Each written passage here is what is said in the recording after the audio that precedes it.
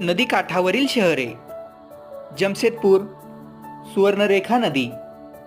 आग्रा, यमुना नदी. अयोध्या, शरयू किंवा घाघरा नदी. बद्रीनाथ, अलकनंदा नदी. कटक, महानदी. हैदराबाद, मुशी नदी. अहमदाबाद, साबरमती नदी. कानपूर, गंगा नदी. कोटा, चंबळ नदी. लखनऊ, गोमती नदी. कुलू, मंडी, कपूरथला, बियास नदी.